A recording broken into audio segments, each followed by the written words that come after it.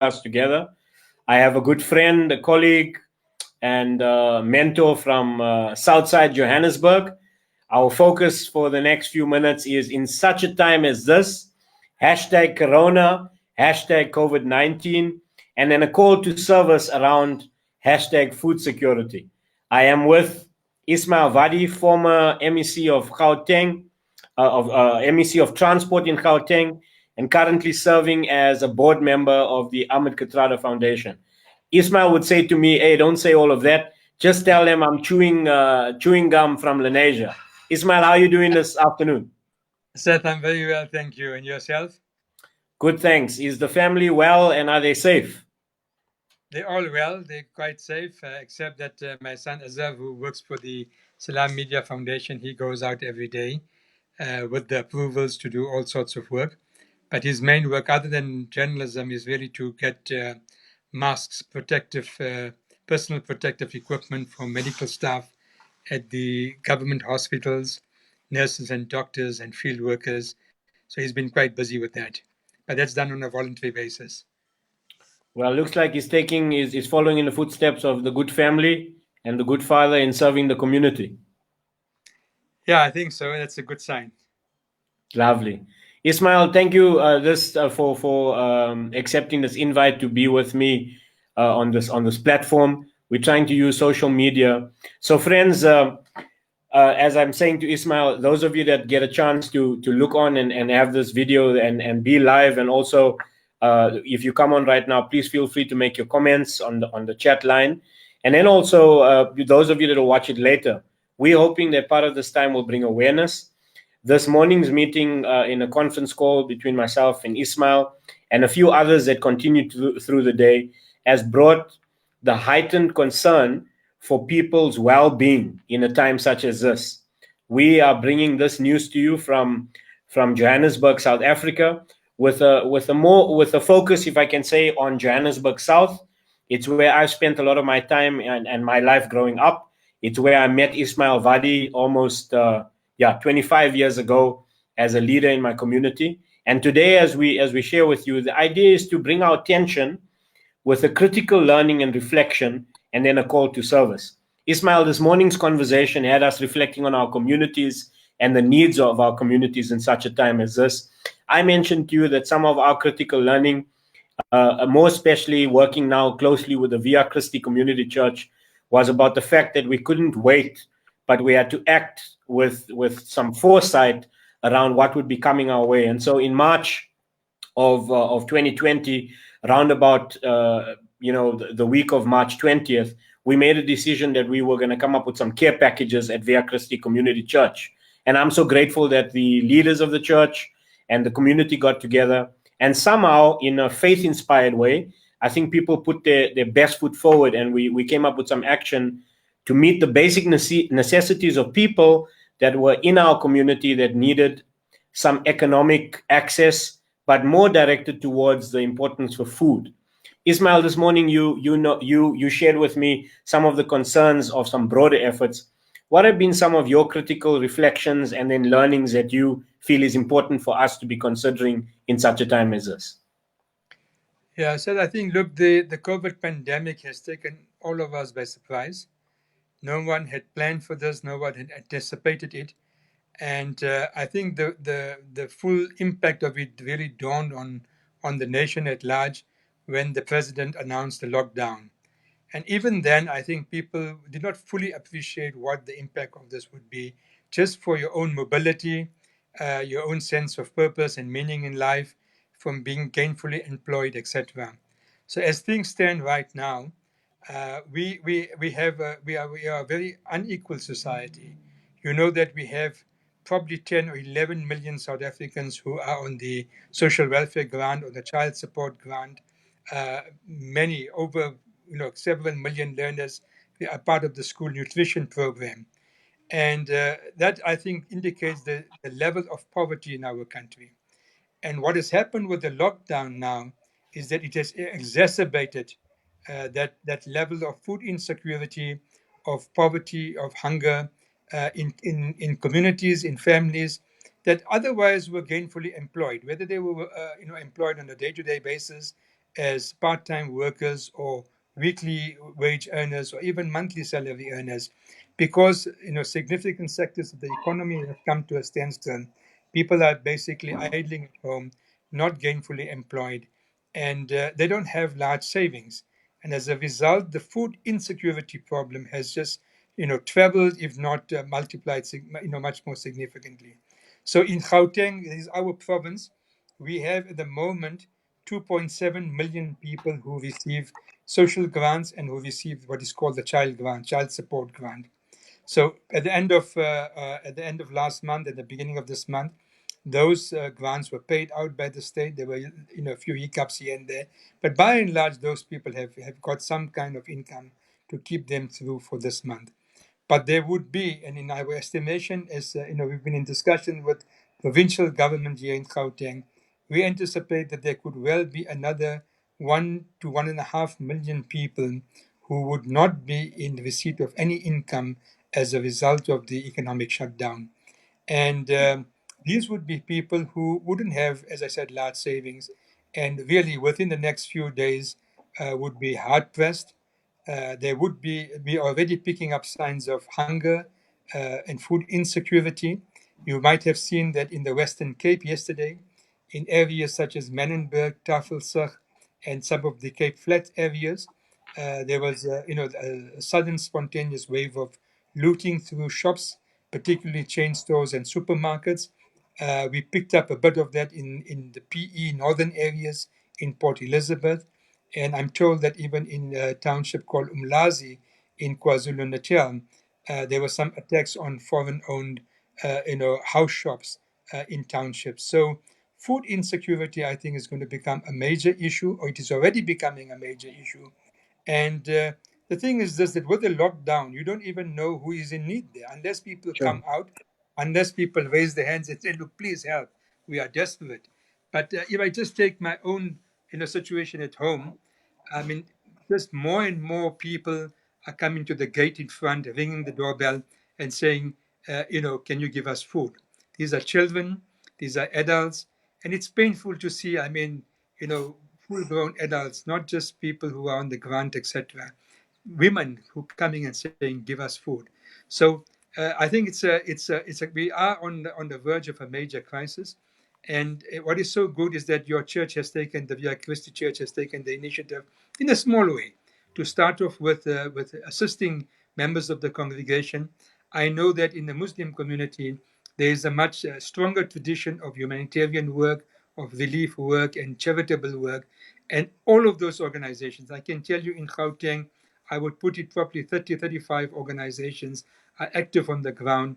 Literally, just one organization, Zenzev, has raised already 4.5 million rands and given bulk supplies to the Gauteng Department of Social Development. They've got a central warehouse, and these goods have been procured from the big supermarkets, and they've been delivered to the warehouse so that they could be distributed to people in need. But the demand is growing, the need is growing, and my fear is just that with all our efforts, with the best in terms of charity, in terms of humanitarian aid, the best goodwill that could be there, we might actually not meet all the needs that are beginning to emerge from the ground. So, friends, as you hear Ismail here today, this is really a focus on a needs assessment. In our small community in Lenasia, Lenasia Central is where we know the church is at, Via Christi Community Church, a very historic, if I can say, faith-based organization, having previously led by Reverend Dr. Gerry Lubber. We saw that, as Ismail is talking from an assessment, we saw the practicality of, in a small community, as we talk, people working hand to mouth kind of reality of economics, everyday earnings. You'd need some savings to manage over, 1 to 2 to 3 months. For many people that are working out in a hand to mouth economics, this means no work, no pay. And for many, yes, we know we need to make, articulate our needs and our rights and apply. And this is not to say in any way a disregard to our leaders of the land, but the reality, it takes time to make things happen. And when things are happening, if I may say it like this to those of you that may be listening, we got to deal with the politics of the stomach. We got to deal with the the reality of the need for food. And so there is a urgency. Like Ismail said, in our humble way, in this community, I want to encourage, as you hear Ismail, many other communities, even if you're just listening, that it will raise awareness today that we can't be talking about what we're going to be doing. Instead, we're going to have to be getting together quicker to see what it is that we can action with urgency. One of the needs that you are hearing about today in the space of COVID-19 is, yes, and this is becoming a global kind of language. We may be noting that a virus is coming and it's going to cause death. But for some of our people, with the factor of economic depravity in and around the everyday world, the everyday life, food may take their lives sooner than the COVID virus. So this is not to display and to diminish the state of disaster that we find ourselves with hashtag Corona, hashtag COVID-19. But in the reality right now that we are seeing ourselves, we are wanting to call you in awareness, and then not just awareness, but fierce urgency to act on behalf of the lives of people that are within our communities who otherwise would be known as those that are living in a marginalized existence. Like Ismail is saying to us today, in his own microcosm of living at home, he's seeing the numbers of people come to the gates to ask for food. So Ismail, as we are trying to act within a community space, I know there's many other pastors that are getting on board. There are many other religious leaders. We need to talk to more organizations, faith-based NGOs. I know that the Ahmed Kathrada Foundation has been, enacting a few consultations. I even had a conversation with Sean Bolton last week around what we can do to get behind this. The key focus now I'd like us to focus on is on food security, and I just received fresh hot off the press, will be launched tomorrow actually, from the communications office of AKF, the CAN project. So please tell us a little bit more about that, and then I'd like you to give us a call to service and action as a long time service community person of the community of Lenasia, but then as a South African, as a humanitarian, as a citizen of our world. We want this message to get out there. So Ismail, over to you. Yeah, I think. Look, I mean, as I said, there are a whole host of organizations, both in the in the local context in our province in Gauteng, but also in the country at large, that are doing fantastic charitable work and humanitarian work and relief work. But the reality is that they are being overstretched, and the time has come where every citizen, each one of us, can make some kind of a contribution. And what the Kathrada Foundation, together with a number of NGOs, have partnered together to establish what is called a CAN, a Community Action Network. So it simply means that, rather than going just through organizational structures and institutions like the church or the mosque or whatever the case might be, but a group of volunteers in a neighborhood can come together and identify what are the actual needs right at the lowest level in your street, 3 or 4 or 5 or 10 streets around your area. Are there people who are desperately in need of food? Are there, frail old citizens, elder citizens who might not be able to now get to the local shop to buy something, or who might be ill, for example, and need some kind of support, but because there's a lockdown, people are not aware of the difficulties there. There might be somebody who has contracted the COVID virus and who might be in self isolation and who might not be able to go out to buy the basic necessities that are needed in the home. So volunteers could come together and simply establish a CAN, a community action network. As I said, it could be a few streets, it could be a whole extension in your area, or it could be your whole suburb. Come together, let's mobilize local resources from the community. Let's talk to local business to see whether they can't sponsor or support somebody financially or give out hampers or food parcels. And then there might be, I mean, there's the issue of gender-based violence. It's becoming a bigger issue also at the moment, because people are cooped up in the house. Frustrations will build up. And if somebody has got a bad trait, a habitual trait of being violent towards his or her partner or the children in the house, aggression and anxiety go hand in hand. And we are already picking up reports that gender-based violence is on the increase. So people need all kinds of support. They need emotional, psychological support. They need medical help, because some people, as I said, this virus is spreading. some, the predictions are that the vast majority of the people will contract it. They might not get severely ill, but they would get the virus. And then, of course, there will be those who are extremely ill, need acute treatment, medical treatment. And then, of course, there's unfortunate deaths that are associated with the virus. So, what kind of medical support is needed out there in the community? People don't have masks. If they haven't got food, they can't buy masks. These masks have to be washed regularly or sanitized. At least now they are making them in such a way that you can reuse them. But initially, even doctors were in short supply of masks and medical equipment and sanitizers, etc. So local communities can start sewing these masks, getting good quality material. Groups in the local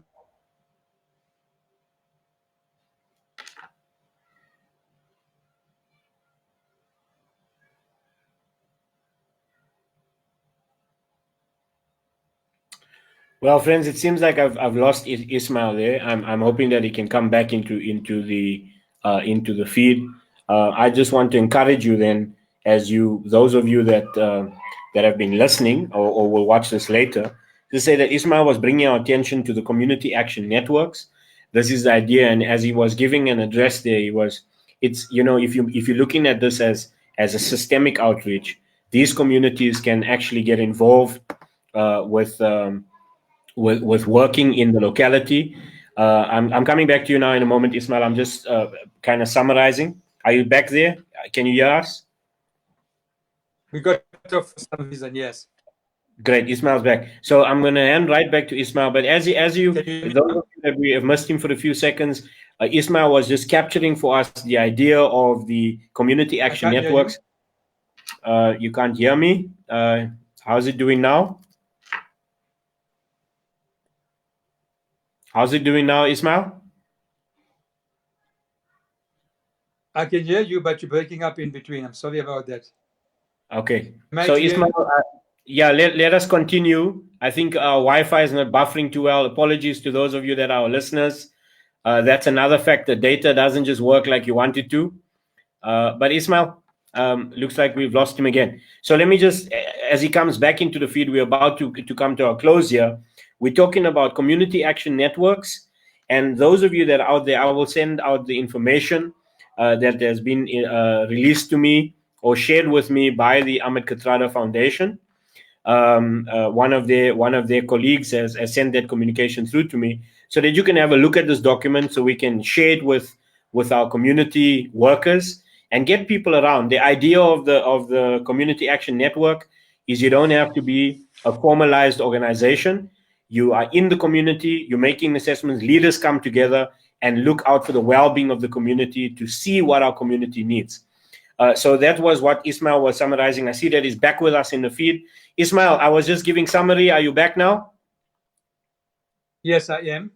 Okay, over to you. As you were saying, we pick up on the space of saying people can't even, if they can't buy food, they're not going to be able to get masks.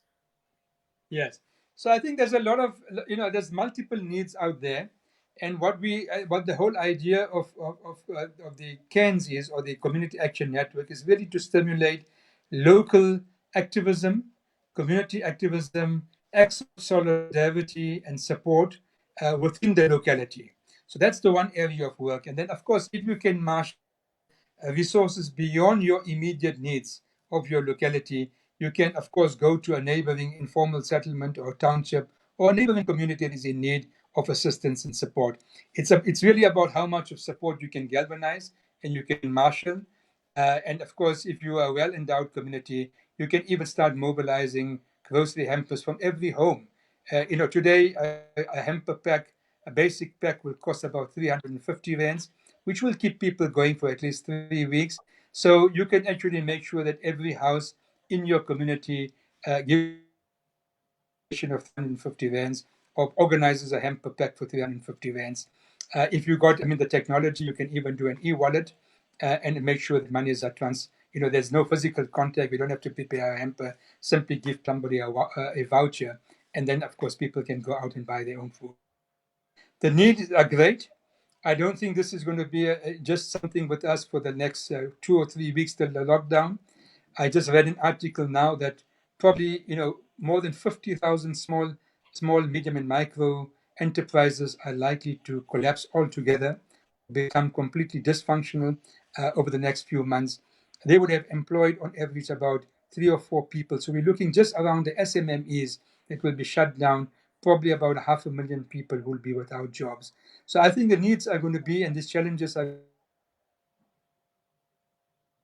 period. It's not going to be just for the next 2 or 3 weeks. And the better we can organize on the ground, and the more we can get in terms of compassion, human solidarity, we will be better off over the next few months. Ismail, when it comes to the project of CAN, I know that I spoke to Busi Nkosi today. Zakira Vadi has given me some communication. Who can we put people, even from this feed? I'm going to give some information. Just this is the idea today, friends. Those of you that get to watch this and engage with us, we're not saying that people are unconscious. Please don't get it that way. But we want to put out an awareness call that we hear the call for the urgency of taking action, committed action, action that is responsible action for the communities that we are living in and amongst. So Ismail, who do we contact at the Ahmed Kathrada Foundation around CAN, and what details can we give for people to get in touch with the CAN approach?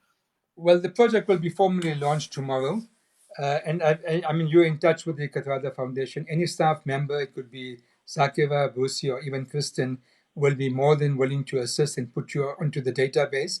Remember, one of the difficulties we're having right now is we know people are doing a lot of work on the ground.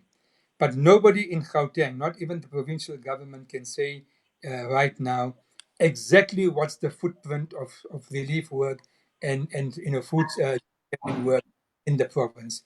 So people are working in patches, but there are vast sections, big townships, for example, where virtually no food parcels have gone out, and nobody's even aware of the need out there. So one of the key things also is to capture the data, to get every organization that's doing some kind of work to log in with the SCAN initiative and capture the information, map it in the province as a whole, feed that information even to the provincial government, to all the relevant stakeholders and organizations that are on the ground, saying, look, guys, we are duplicating in this particular area. Why don't you shift resources to another community that might be not very far off? They are in greater need also.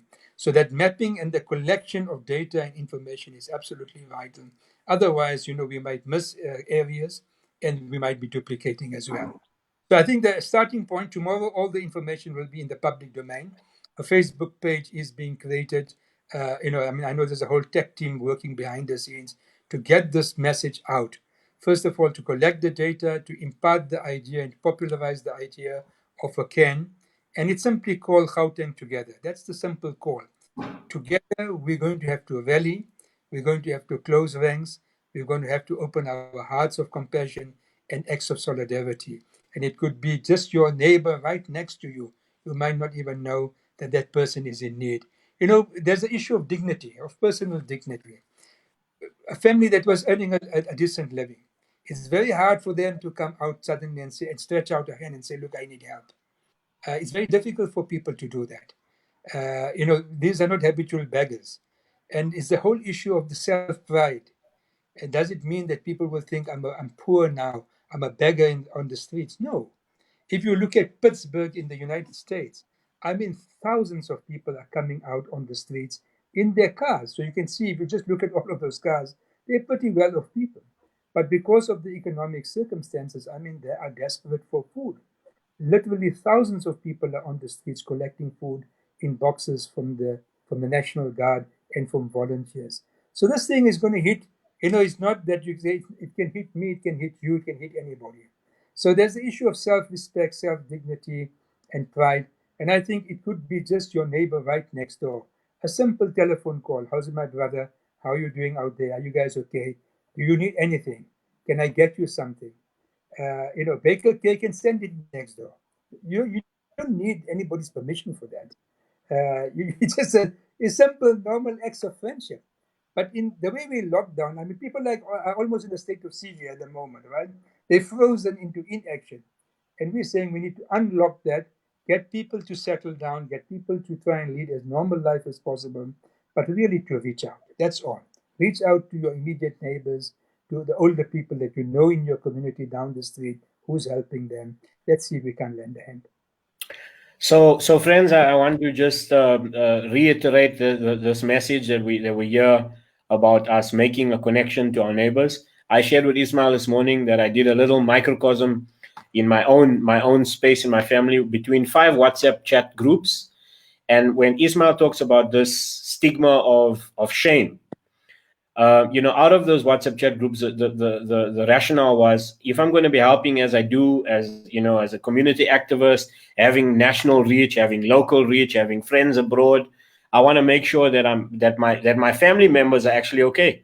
And I said to Ismail, you know what? Only one family responded.